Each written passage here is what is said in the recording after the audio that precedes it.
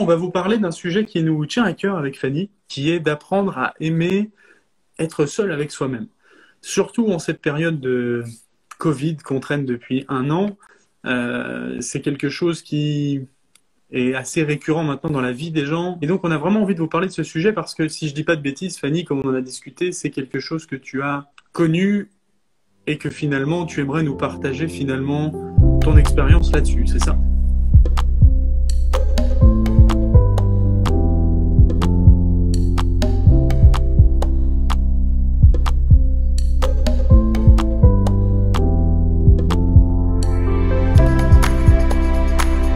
Je suis Fanny, coach en accomplissement personnel. Ma mission est de t'aider à gagner confiance en toi, en estime de toi, à gérer ton stress et tes émotions, mais aussi à vaincre tes peurs pour passer à l'action. Chaque semaine, j'aborde des thèmes dans le développement personnel qui te permettront de t'épanouir et de révéler pleinement ton potentiel. N'oublie pas, tout est possible, il suffit juste d'y croire.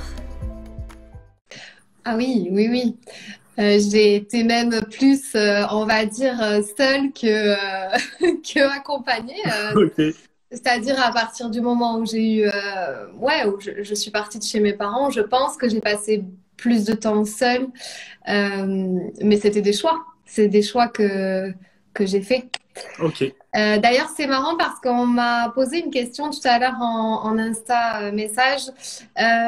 On m'a demandé si on allait aborder le thème, par exemple, la peur aussi d'être seule Yes. et la peur de partir seule, par exemple, à l'étranger aussi, à l'aventure seule. Je sais que beaucoup de Complètement. personnes se posent la question sur ça aussi. Donc, why not? Pourquoi pas, hein? Qu'est-ce Complètement. qu'on Moi, pense? Ouais. ça me parle bien parce que je sais que tu as voyagé comme moi et finalement, ça peut être un sujet hyper important à aborder, surtout que je pense qu'il peut convenir en fait finalement à beaucoup de gens, même si on parle de voyage, il peut se répercuter même dans la vie de tous les Oui. jours. Il n'y a pas que dans le voyage qu'il y a besoin de partir seul pour se rendre compte que c'est bien d'être seul. Il n'y a pas que le fait de travailler seul, parce que je sais que par exemple, tu travailles de base toute seule, t'as pas d'équipe autour de toi, et moi c'est pareil pour l'instant, même si ça peut venir dans le temps, mais tu vois, c'est c'est toutes des choses qu'on peut discuter et faire part de notre expérience, même des moments qu'on a pu connaître de solitude, et d'essayer de transmettre ça aux gens. Présente-toi si tu veux déjà Carrément, pour carrément. les gens qui sont sur ma chaîne à moi. Pour me présenter, moi du coup, je m'appelle Diego, j'ai 27 ans et je suis coach alchimiste, coach du bonheur. Enfin, j'ai pas forcément de titre en soi. Ce qui m'importe, c'est d'apporter des outils, des clés aux gens qui désirent vraiment vivre la vie qu'ils ont envie de vivre. Pourquoi je fais ça? Je vais essayer de la faire rapide parce que j'ai passé moi beaucoup de temps à chercher qui j'étais et ce que je voulais faire dans la vie. Et finalement, ben, je me suis découvert une passion pour l'humain, pour le comportement de l'humain, pour le cerveau de l'humain, et je me suis rendu compte qu'en fait, trop de personnes ne vivaient pas la vie qu'ils souhaitaient. Et moi, le premier. Donc, du coup, je me suis tourné vers ça, et ça fait maintenant 5 ans que je me forme. Actuellement, je me forme avec David Laroche, qui est quand même assez connu dans le développement personnel, et du coup, ça fait 2 ans que je suis installé en tant que coach et que j'accompagne des gens au quotidien. Voilà pour la faire rapide, pourquoi je fais ça et qu'est-ce que je fais. Et toi, Ok. du coup, Fanny, si tu pouvais te présenter pour ceux qui ne te connaissent peut-être pas non plus encore ce soir. Oui, alors du coup, bah, moi je suis coach de vie, donc spécialisée dans la confiance en soi, l'estime de soi, l'affirmation aussi de soi et la prise de parole en public, puisque j'ai débuté ce métier de coach en tant que formatrice dans la prise de parole en public, car j'étais comédienne et prof de théâtre. Ok, Et voilà, donc j'ai bifurqué comme ça, le coaching. Et puis maintenant, ce qui me booste vraiment, c'est accompagner les gens à reprendre en fait confiance en eux et s'affirmer, se valoriser et reprendre le pouvoir sur leur vie, tout simplement, et se révéler pleinement comme ils sont. ok, excellent, excellent. Ça fait combien de temps que tu fais ça? Génial. La prise de parole en public, non, j'ai commencé il y a 2 ans, mais le coaching de vie, ça fait 1 an, ouais. Ok. Du coup, on va pouvoir peut-être rentrer dans le vif du sujet, qui est de comment apprendre à aimer être seul avec soi-même et finalement qu'il y a vraiment des avantages et des opportunités à se retrouver seul avec soi-même. Est-ce que tu aurais Mhm. d'ailleurs une expérience à nous partager, toi, Fanny, là-dessus? Alors oui, donc pourquoi on a choisi ce thème aussi? Ça peut-être c'est bien Oui, de le préciser. Alors tu as voilà, raison. la dernière année que l'on a vécue tous, c'est vrai que on a eu pas mal, enfin moi en tant que coach, de retour de gens qui se retrouvaient seuls face à eux-mêmes, qui ont connu même des ruptures amoureuses et compliqué aussi de re-rencontrer quelqu'un à la suite, enfin voilà, à la suite de tous les événements qu'on a connus et se retrouver seuls rapidement. Beaucoup d'entrepreneurs seuls derrière leurs écrans toute Yes. la journée. Certes avec de la visio, mais certes seuls quand ils sont chez eux. Donc c'est pour ça qu'on a voulu aborder ce thème pour faire peut-être un petit point au bout de ces 1 an où on a vécu confiné, semi-confiné. C'est ça. Et voilà. Donc pour ma part, une anecdote, c'est une anecdote. Donc tu m'as demandé ouais, qu'est-ce que j'en pense de ce Eh sujet. bien, Alors, de ce sujet, et puis même si tu avais une histoire pour toi qui t'a permis de te rendre compte de la chance qu'on peut avoir parfois de se retrouver seul. Bah, tu m'as ouais. parlé de voyage ou quand tu es parti de chez tes parents. Si tu avais une histoire qui permettrait aux gens de s'identifier à travers celle-ci. Alors, j'en ai 1000, j'en ai pas qu'une. Donc, moi, ça a commencé tout simplement à 18 ans. Je viens d'un petit village du sud de la France. À 18 ans, j'ai dit, je veux devenir comédienne. Je pars à Paris. Et voilà, j'ai pas réfléchi, j'étais toute seule, je suis partie là-bas comme ça. Et du coup, ouais, sans vraiment me poser de questions. Et j'ai toujours fonctionné comme ça, en fait, sans me poser de questions. Quand j'ai commencé à voyager, ça a été pareil. Je suis restée 4 ans à Paris et puis j'en avais vraiment marre un petit peu de la grisaille parisienne. J'ai fait des études aussi en même temps dans l'hôtellerie-restauration, ben, comme toi du coup. Et voilà, donc du coup j'avais envie de voyage, de découvrir le monde. Je recherchais cette liberté en fait. Cette liberté à l'extérieur, alors que bon, la liberté aussi, il faut l'acquérir à l'intérieur. Hein. Mais du coup, je cherchais cette liberté et j'ai dit, bah, je pars. Je pars, mais je pars loin.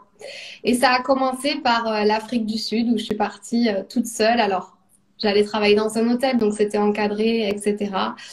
Mais à chaque fois que je suis partie, certes, j'avais le boulot, j'avais le travail, Mm. mais pas de connaissances, chercher un appartement, prendre son billet d'avion toute seule, etc. Tout ça, j'ai fait seule. Et rencontrer Ok. des gens sur place, voilà, ça a commencé. Enfin, je pense, c'est des choses pour moi normales, mais on se met dans des groupes Facebook, on commence à vouloir rencontrer des gens et on se dit ah ouais, ben on se donne rendez-vous, on rencontre deux, trois filles. Enfin voilà, au début des filles, des amies, qui deviennent des copines et puis on voit que à l'étranger aussi. On se fait un petit groupe d'expatriés et on se voit souvent et en fait ça a commencé comme ça et plus ça allait et moins j'avais peur.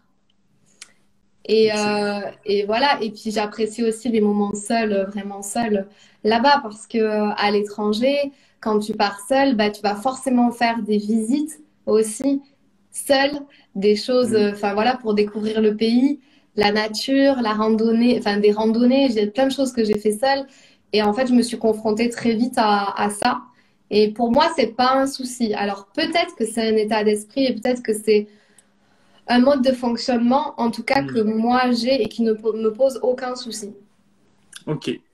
Excellent, super, super parcours. Et tu vois, moi, pour avoir voyagé, pour rebondir sur ce que tu dis, c'est un truc où j'ai énormément de mal à partir voyager tout seul. J'ai ce besoin, et je ne sais pas si ça vous parle, ceux qui nous écoutent, de partager à chaque fois que je fais quelque chose. J'ai ce besoin de le partager avec d'autres gens. J'ai énormément de mal à voyager tout seul. Et finalement, je me suis rendu compte bah, que j'échappais au fait de me retrouver tout seul avec moi-même il y a quelques temps. Et vu qu'il m'est arrivé de me retrouver seul quand même, eh bien, j'ai pas eu le choix de me faire une introspection et de savoir réellement ce que je désirais, qu'est-ce que je faisais. Parce que c'est vrai que j'ai beaucoup voyagé aussi avec le travail, avec la restauration, vu que c'était mon métier de base. Et c'est vrai que j'appréhendais tout le temps avant de partir en saison, vu que je faisais les saisons d'été, les saisons d'hiver. J'appréhendais tout le temps en fait de savoir si j'allais rencontrer du monde, alors que pourtant je savais que je finirais par rencontrer des gens, mais j'appréhendais tout le temps. Donc il y a sûrement peut-être une question d'état d'esprit, comme à chaque fois, mais il y a peut-être aussi une question d'éducation, de vouloir aussi. Je ne peux pas forcément l'expliquer, mais il y a des points cool de se retrouver seul parce que c'est ce qui m'a permis de me découvrir et de savoir en fait qui j'étais un peu plus. Parce que finalement, je me cachais dans la masse à vouloir être tout le temps accompagné. Donc, c'est un premier conseil que je peux donner, c'est bien de se retrouver seul pour savoir qui on est vraiment. Ouais, c'est exactement la première clé aussi que moi j'ai notée.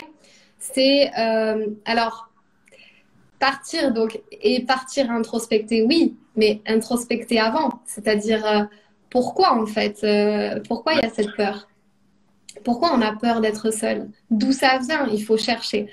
Et je rebondis sur ce que tu as dit. C'est vrai que, en fait, toi, tu avais une appréhension de te dire, et si je rencontre personne sur place, par exemple, à l'étranger? En fait, ouais, voilà, c'est là que l'état d'esprit est différent. Parce que moi, je me suis pas posé une seule minute cette question.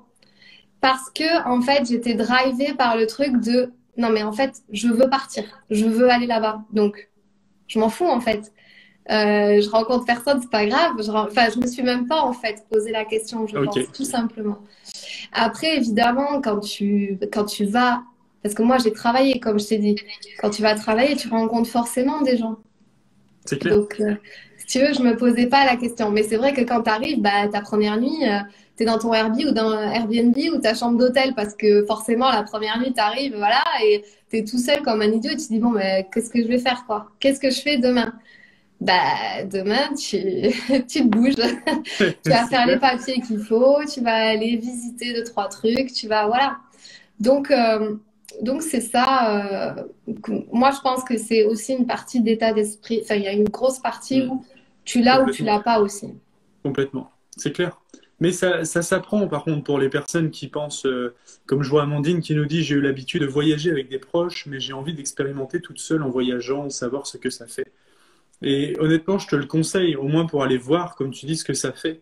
Parce que derrière le fait que tu es tout le temps voyagé avec des proches, il y a sûrement quelque chose qui se cache derrière ça, comme je le faisais moi, de vouloir tout le temps partager le truc.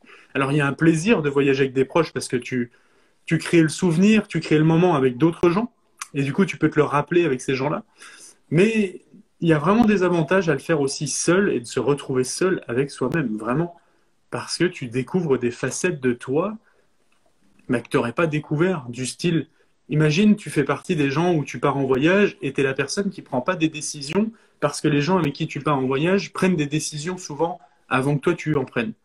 Eh bien, le fait de partir tout seul, tu vas bien être obligé de prendre des décisions parce que tu es tout seul. Donc, si tu ne prends pas de décision, tu vas rester là où tu es.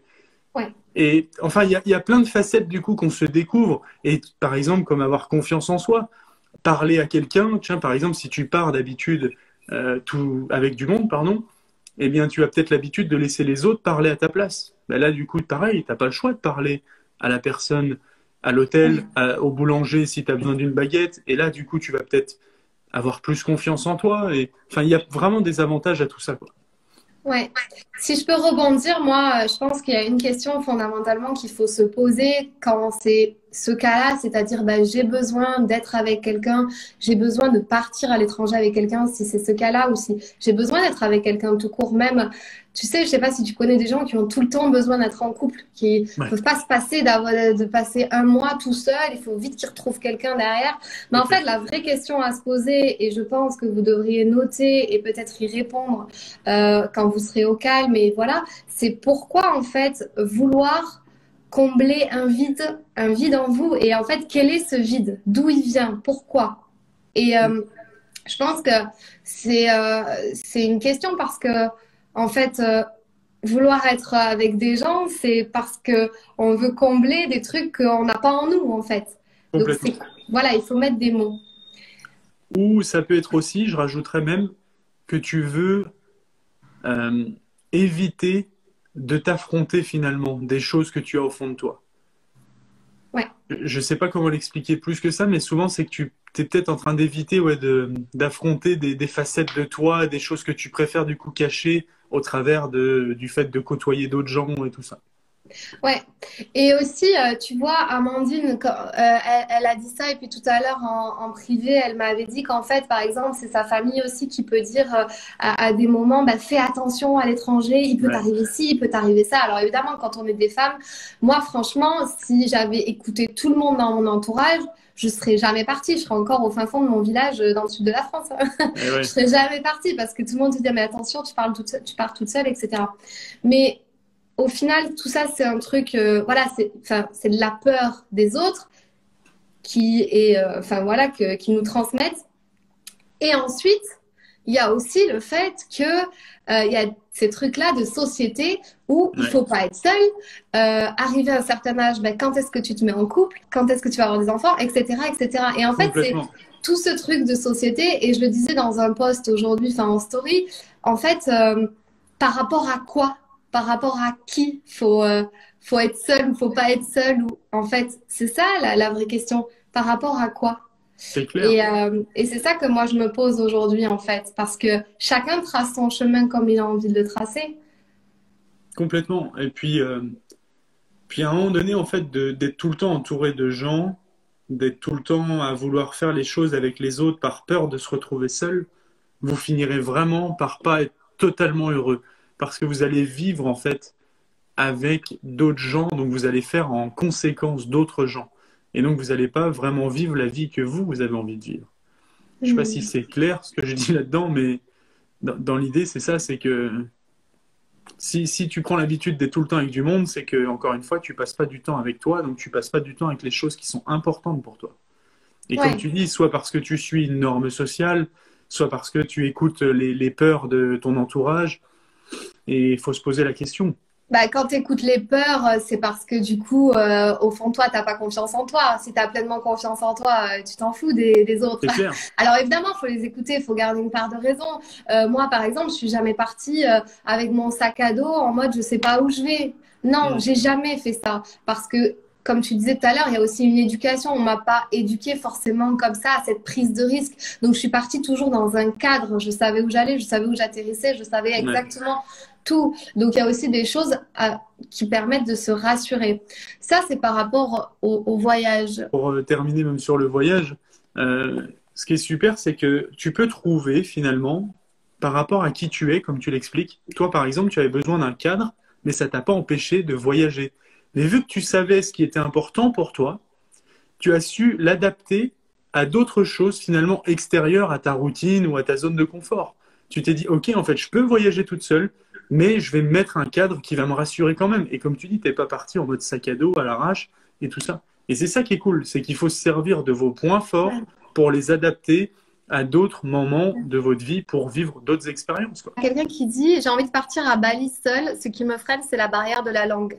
Oui, Alors, quand je suis partie et que j'ai travaillé à l'étranger, donc c'était que dans des pays anglophones, je ne parlais pas un mot anglais. ok, Je ne excellent. parlais pas un mot anglais, donc j'ai fait une vidéo YouTube sur ça. Je suis partie 6 mois en Afrique du Sud. Je suis revenue, je parlais pas anglais. Je suis partie 3 mois au Canada. Je suis revenue, je parlais pas anglais. Je suis partie 1 an aux États-Unis. J'ai commencé à parler anglais au bout de 3 mois. Pourquoi je vous dis ça? Parce que je parlais pas, en fait. Je ne parlais pas. Hmm. J'écoutais, mais je répondais pas parce que j'avais un problème, donc c'était à l'époque, j'avais un problème de confiance en moi et ça bloquait parce que comme je suis un peu de nature perfectionniste, j'ai besoin en fait de maîtriser le truc avant de le Ok, faire. Donc ça, c'est un truc que j'ai réussi à dépasser. Mais je veux dire, à l'époque, si je maîtrisais pas l'anglais, bah, pour moi, j'allais pas parler en fait. ok, Et à un moment donné, on m'a dit, Fanny, juste, tu as un travail, donc il va falloir juste parler, parce que si tu parles pas, tu vas pas garder ton travail, quoi. Tu retournes en France. Et comme je voulais pas retourner en France, j'ai dit non, non, bah alors je parle. Et donc, je me suis mis à parler, parler, parler. Je faisais que des fautes. I speak like that. J'en avais rien à faire. Et je m'en suis, en fait, je m'en foutais, quoi. Et donc, du coup, je pense que c'est ce truc-là. C'est pourquoi vous voulez partir. En fait, c'est toujours avoir un but, toujours avoir une destination. C'est quoi votre but? Tu veux partir à Bali dans quel but? Bah, si t'as un super projet et tout, la barrière de la langue, c'est rien, c'est un truc c'est qui va clair. disparaître. Et j'ai bien aimé parce que Vincent de Au Progress qui nous dit le sourire est la première langue à apprendre. Et c'est vrai, et même pour rebondir là-dessus, il y a des expériences qui ont été faites. Et en fait, 55% de notre communication fait partie en fait du non-verbal. Il y a seulement 7% de notre communication avec quelqu'un, 7% de la communication qui est avec les mots. Donc en fait, on est capable de se faire comprendre quand on a envie, même dans une autre langue. Et Ouais. On peut vraiment s'adapter. Et comme tu dis, à un moment donné, il faut passer le cap et se demander pourquoi tu vas à Bali, pourquoi tu fais les choses. Ouais, bah, je peux t'assurer que moi, j'ai souri, hein. Le non-verbal, je l'ai beaucoup utilisé, le non-verbal. Alors après, ce qui m'a sauvée quand même, c'est que aux États-Unis, j'étais en alternance avec une école. Et du Ok. coup, j'ai passé un diplôme en anglais. Et donc, j'avais des présentations orales aussi. Donc, en fait, c'est ça qui m'a poussée à parler, en fait, tout simplement. Donc, je pense qu'à un moment donné, c'est un truc de motivation, de but et de passage à l'action. Yes. Et pour moi, c'est ma deuxième clé, c'est comment apprécier sa propre compagnie, comment apprécier la solitude. La deuxième clé, c'est en fait d'avoir des objectifs clairs, avoir des buts. Parce que pourquoi avoir enfin, vous allez avoir des projets, ces projets-là vont vous occuper. Et en étant occupé, t'es plus là en train de te préoccuper, ah ben je suis toute seule et nani et nana. T'es en fait occupée. Et là, moi, alors pour être honnête avec tout le monde, je suis toute seule, je suis pas accompagnée dans la vie. Et franchement, je le sais même pas en fait, je m'en rends même pas compte. Pourquoi? Parce que déjà, là, premièrement, c'est pas un besoin. Deuxièmement, j'ai travaillé sur moi, je suis mieux seule là, pendant cette période-là. Et troisièmement, j'ai tellement de projets que c'est même pas ma problématique première en fait, de me dire faut que je rencontre quelqu'un. Et ouais. Et en plus de ça, je suis un peu dans mon mode rébellion de il faut rentrer dans des cases à 31 ans et je n'ai pas envie de rentrer dans des cases. Donc si Et j'ai ouais. envie d'être seule maintenant, eh ben, je suis seule et je suis très bien toute seule. Mais il faut apprendre à se connaître, il faut apprendre à s'écouter. Mais complètement, complètement. Et tu as raison, il faut savoir qui on est et ce qu'on veut dans la vie, ce qui est important pour nous, pour savoir où se diriger finalement. Est-ce que tu as d'autres clés d'ailleurs à transmettre? Parce que je suis en train de revoir en même temps que tu m'avais parlé d'un challenge que tu voulais partager. Mais est-ce que tu as d'autres clés avant à partager aux gens? Alors, le challenge, c'est que en fait, on le dira après. On le dira à la fin, on le Ça dira dans marche. quelques minutes. Mais la troisième clé que moi j'avais notée, donc, c'est en fait avoir aussi des projets, mais pas forcément des projets pro, parce que là, vous allez vous dire, oui, mais ils sont bien gentils, eux, ils sont coachs, ils sont à leur compte, ils sont entrepreneurs, donc ils ont plein de projets, c'est normal, machin. Mais dans sa vie de tous les jours, on peut avoir plein de projets. On peut avoir des projets en fait associatifs, des projets bénévoles, des projets dans le sport, voilà, des projets avec des amis, des projets de voyage, de partir, de week-end, etc. Et c'est ces choses-là en fait qui vont vous occuper l'esprit entre guillemets et qui vont pas penser à cette solitude. Et aussi, l'autre clé que j'ai notée, c'est vraiment ce travail d'introspection. Quel vide vous voulez combler? Pourquoi vous voulez pas être seul? Qu'est-ce qui vous empêche d'être seul? Toutes ces questions-là ouvertes qui commencent par comment, qu'est-ce qui fait que, en quoi c'est important pour vous d'être toujours accompagné, toutes ces questions-là vont vous aider. Et aussi, la chose que vous devez noter, c'est quelle émotion ça vous procure le fait de savoir que vous allez être seul pour tel ou tel événement. Complètement. Notez vos émotions. On n'a pas l'habitude de ça, mais vous vous connaîtrez mieux si vous notez vos émotions et, euh, et si tout simplement vous apprenez à vous connaître, vous pourrez avancer, vous dire, ah oui, mais en fait, bah, c'est tout simplement ce problème-là, en fait. Et vérifier aussi s'il n'y a pas un problème de dépendance affective. Et la dépendance affective, on sait qu'elle provient d'une blessure, qui est la blessure de l'abandon, dans les 5 blessures qui empêchent d'être soi. Un livre que je vous conseille De fortement, Lise, de Lise Lise Bourbeau. Bourbeau, Ouais. exactement. Et, euh, et du coup, voilà, quelqu'un qui a connu la blessure d'abandon met ce masque, pardon, de dépendant. Donc, il a toujours besoin d'être avec quelqu'un. Et pourquoi, en fait? Aller chercher la source, aller chercher le pourquoi du comment et vous dire comment aujourd'hui je peux dépasser ça. Complètement. Mais comme tu dis, le premier point important, prenez du temps à noter. euh, ça peut paraître futile, mais à noter vos émotions, comme tu le dis, et c'est quelque chose qu'on ne nous apprend pas forcément. Et là, on vous le donne en plein dans le mille. Notez vos émotions quand vous ressentez quelque chose. Il n'y a pas de honte à avoir, au contraire. vous allez pouvoir vous découvrir et c'est OK d'avoir des émotions et heureusement que vous en avez parce que si on n'avait pas d'émotions, on a beau être coach avec Fanny, on a encore des émotions tous les jours et heureusement d'ailleurs. Mais de le noter, ça permet de savoir un peu plus qui on est et de comprendre en fait comment on fonctionne finalement. Qu'est-ce qui nous fait ressentir ça? Qu'est-ce qui nous fait penser ça? Et ça permet de pouvoir avancer vers là où on veut avancer, mais complètement. Et après, comme tu l'as très bien dit, de se poser la question après si c'est vraiment avec la blessure de l'abandon et tout ça. Moi, je pense véritablement que passer du temps seul, déjà, c'est primordial. Il faut parce qu'en fait, même si on est en couple, enfin, je veux dire, on travaille, on est en couple, on a toujours quelqu'un avec nous. Et même si c'est pas le cas, même si on n'est pas en couple, enfin, franchement, moi, j'ai l'impression que je suis pas forcément seule très souvent non plus, en fait. Je Mais suis oui, souvent seule le matin avant 8 heures et c'est là que je fais toutes mes choses pour moi. Mais à partir de 8 heures, le téléphone sonne, etc. Puis on a de la famille, on n'est jamais seul. Donc au c'est ça final, que je voulais. posez-vous vraiment la question, est-ce que vous êtes vraiment seul? Est-ce que vous vous sentez vraiment seul? Exactement. Et c'est là où je voulais apporter justement une dernière clé, moi, là-dessus. C'est que dans le fond, est-ce qu'on est vraiment seul parce que il y a forcément une personne à qui vous pourriez penser, ça peut être votre mère, votre père, vos enfants, vos grands-parents, enfin, ou l'humanité en général. Il y a peut-être des croyants parmi nous, ça peut être d'être en lien avec Dieu si vous êtes dans la religion, ça peut être une personne décédée avec qui vous pouvez vous connecter et finalement vous n'êtes jamais réellement seul. Et c'est ce qui permet déjà d'enlever ce poids de penser qu'on est seul. Il y a forcément une personne à qui vous pouvez penser. Donc dites-vous qu'il y a au moins une personne sur Terre qui pense à vous. C'est obligé. Ouais. Et aussi, quels sont les avantages à être seule? Moi, personnellement, quand je suis seule le soir, bah, je suis trop contente, je vais pouvoir danser, je vais faire ce que je veux, je peux manger ce que je veux. Enfin, c'est ça le truc, c'est quels sont les avantages à vous retrouver seule? C'est ça. Qu'est-ce que vous avez fait de plus?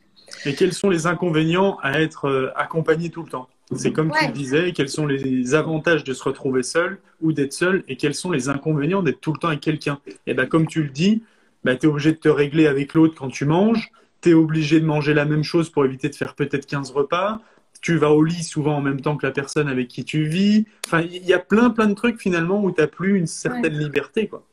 Et Et, et je voudrais vraiment souligner ce truc de en couple. Parfois, on va chercher la solution en l'autre. C'est-à-dire, on se dit, Mm. à partir du moment où je serai en couple, ben, je serai heureux. À partir du moment où j'aurai ça, je serai heureux, etc. D'abord, la solution, elle est déjà en nous. Il faut partir de nous, régler les problèmes à l'intérieur de nous avant d'aller chercher des solutions à l'extérieur. Et en fait, dans un couple, souvent, il y a cette problématique que pourquoi les couples ne fonctionnent pas l'un avec l'autre, parce qu'il y en a toujours un qui veut changer l'autre, etc. Et en fait, c'est un problème de communication, certes, mais c'est un problème de déjà s'accepter seul, comme on est, chacun.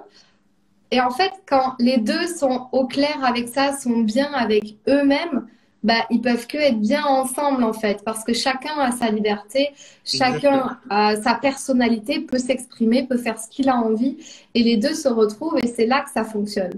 Et c'est là qu'on voit les couples déséquilibrés, c'est quand il y en a toujours un qui est plus dépendant que l'autre, qui est voilà, dépendant de j'ai besoin d'être tout le temps avec toi, etc., etc.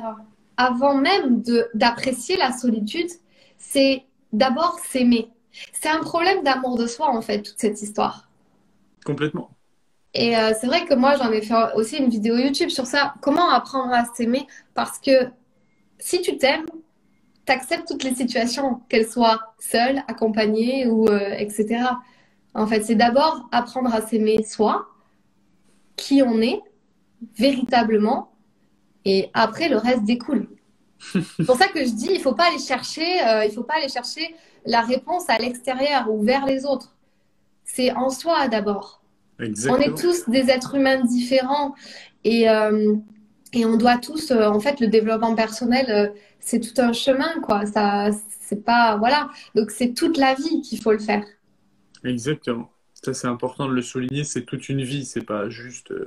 Voilà. Et donc ce que je veux dire, c'est que c'est toute une vie, en fait, en soi. C'est avec soi qu'on va la passer. Complètement. Donc les autres, c'est pas forcément la solution. Mais vous, à l'heure d'aujourd'hui, vous pensez que oui, c'est la solution à tous vos problèmes. Vous dites, bah oui, si quand je serai en couple, bah, ça ira mieux forcément parce que vous aurez comblé un vide. Et Mais c'est oui, quoi ce vide? mais puis attention, parce qu'au début, même si ça comble ce vide, ça peut devenir finalement l'excuse de vous victimiser dans la foulée. C'est OK, aujourd'hui, si je suis en couple, ça me comble un vide et je suis heureuse d'être en couple, ou je suis heureux d'être en couple. Mais si demain, vous vous retrouvez seul, vous allez dire, oui, bah, à cause de cette personne-là, je me suis retrouvé seul. Mais en Ouais. fait, du coup, vous allez tout le temps rejeter la faute sur les autres ou toujours penser qu'en fait, c'est à cause ou grâce aux autres que vous êtes comme ça. Et on est ce qu'on est par rapport à qui nous sommes. Ouais. Nous sommes responsables de notre bonheur et de nos actes. Oui, c'est ça. Yes. Je fais toujours passer les autres avant, c'est plus fort que moi. Quel est le problème? Eh bien, Vincent écrit en dessous le syndrome du sauveur. Il, Ouais. il y a sûrement une part de ça, oui, dans le fait de vouloir être tout le temps disponible pour les autres, mais ça rejoint en fait le besoin d'être reconnu, d'être aimé. Quand tu fais passer les autres avant et que c'est plus fort que toi, le problème c'est que tu as besoin d'être aimé peut-être plus que tu ne l'es aujourd'hui. Tu n'as peut-être pas l'impression d'être assez aimé ou d'être assez reconnu pour qui tu es. Ouais, et d'ailleurs, ce que tu dis, le syndrome du sauveur, ça, c'est vrai pour ce cas-là. Il y a aussi la victime. Et en fait, généralement, ceux qui détestent la solitude ou être seuls avec eux-mêmes, se comportent généralement tout En le temps victime, en victime. Et ils pour ont tout le temps justement besoin d'un trouver, sauveur. exactement, pour trouver un sauveur. Et on rentre dans le triangle de Cartman avec le persécuteur, le sauveteur et la victime. Mais complètement. Et tu as raison, parce que quand tu peux pas te retrouver seul avec toi-même, souvent les gens finissent par faire la victime pour être plein, pour être entendu et pour éviter de se retrouver seul. Il faut apprendre à s'aimer, il faut apprendre à s'écouter, il faut C'est ça. apprendre à se faire plaisir. Et d'ailleurs, le challenge que je voulais partager en cette fin de live, Yes. c'était demandez-vous qu'est-ce que vous vous êtes pas autorisé à faire pendant toutes ces années parce que vous n'étiez pas seul, parce que on vous l'a interdit, parce que la société vous a dit qu'il fallait pas faire comme ci ou comme ça, ou parce que euh, comme Amandine, comme Amandine, ses proches lui ont dit qu'il fallait pas partir à l'étranger parce qu'il va lui arriver plein de problèmes. Qu'est-ce que vous n'êtes pas autorisé à faire pendant toutes ces années et que vous pourriez faire aujourd'hui? Et en fait, c'est un challenge qu'on vous donne avec Diego. Euh, Moi, je le fais sur 7 jours. C'est-à-dire que tous les jours, je m'autorise à faire quelque chose qui est que pour moi. Ok. Et en fait, bon, alors si c'est un voyage, bah, ça peut être tout simplement la préparation du voyage que Hmm. vous pouvez faire pendant un jour. Le deuxième jour, c'est quoi? Vous êtes en train de suivre un régime, vous en avez marre, vous êtes au bout du rouleau. Bah, faites-vous un plaisir, ça sert à rien de se tyranniser tout le temps, de se faire du mal. Faites-vous un plaisir, quelque chose qui vous fait du bien. Et quand on se sent seul et qu'on a l'émotion où on n'est pas bien et qu'on a besoin d'être rassuré, qu'est-ce qui vous rassure? De quoi vous avez besoin quand vous avez besoin d'être rassuré? Vous avez besoin de quoi? Alors, si vous me dites bah, un câlin, bah, non, parce que vous êtes seul. Donc, qu'est-ce que vous avez besoin? Est-ce que vous avez besoin, je sais pas, d'un bon bain, d'écouter de la musique, de danser, de faire du Yes. yoga, de méditer, de lire un livre, de regarder un film? Autorisez-vous ça. Et une chose par jour pendant 7 jours. Complètement. Moi, je suis prêt pour ce challenge. Ça te dit, Fanny, on fait ça aussi avec eux. Et on met ça en story, si tu veux, pour les 7 prochains jours. Et on partage la chose qu'on s'était pas autorisé à faire, comme tu l'as dit. Ouais, alors ce que vous faites, c'est que vous faites une story de votre petit plaisir du jour tout seul, voilà, ce qui vous fait plaisir, et vous nous taguez à tous les deux. Et en fait, moi, vraiment, j'insiste parce que je n'ai plus jamais passé un jour sans me donner un plaisir, sans me donner quelque chose. Et ce que je fais aussi, et que je peux conseiller, c'est qu'une fois par mois, comment on dit en français? Je me congratule, je m'auto-félicite et je m'offre quelque chose. Et donc ça peut être, je sais plus, au mois de janvier, je me suis offert un massage. J'avais besoin d'un massage. Je me suis offert un massage, voilà. Ok. Mois de février, je sais plus, je crois que je me suis rien offert. Mais voilà, bah, si je me suis offert un truc, je sais plus ce que c'est. Mais bref, tous les mois, je m'offre quelque chose pour en fait bah, me féliciter, d'aller plus loin, pour tout ce que j'ai accompli, pour le mois que j'ai passé, etc., etc. Et ça fait partie de mon budget. J'ai un petit budget qui est plaisir, plaisir du mois. Yes. Moi, je le fais même pas parce que j'ai réussi ou raté un truc. Je le fais pour me motiver. Complètement. Et puis j'ai envie de te dire, Amandine, regarde pourquoi t'as pas accompli le truc. Et du coup, tu auras forcément appris quelque chose du fait que tu n'aies pas accompli ce que tu Ouais. t'étais programmé. Donc tu es en train de grandir, tu es en train d'évoluer, tu es en train d'avancer quand même. Ouais, et te demander de quoi j'ai besoin. Moi, quand c'était au mois de janvier, j'avais vraiment envie d'un massage. Enfin, j'avais mal au dos, j'étais pas bien, j'étais vraiment pas bien dans mon corps. J'ai dit, je veux un massage, j'ai besoin d'un massage. Bon, ben voilà, ça va être ça que je vais m'offrir ce mois-ci. Donc, de quoi j'ai besoin, c'est s'écouter tout simplement, en fait. Merci à toi, Fanny, pour tous ces conseils, tous ces tips que tu viens de donner. C'était hyper enrichissant et je pense que ça va aider beaucoup de monde. Donc c'est cool. Merci, Fanny, pour ce soir. C'était génial. Merci, Namasté. Vincent. Merci à tous. Passez une belle soirée et puis au Merci plaisir de à se toi. refaire ça. Merci beaucoup. Ciao, Et ciao. merci à tous ceux qui étaient là. Ciao, ciao, Yes, merci. merci à tous. Si cette vidéo t'a plu, tu peux la partager à un ami qui en aurait besoin. Tu peux aussi t'abonner à ma chaîne YouTube pour m'encourager. Tu peux me retrouver sur tous les réseaux sociaux sous le nom de Fanny l'Esprit Coach. Tu peux me poser toutes les questions que tu souhaites et aussi me donner des sujets que tu aimerais que j'aborde. Je te dis à très vite dans une toute nouvelle vidéo.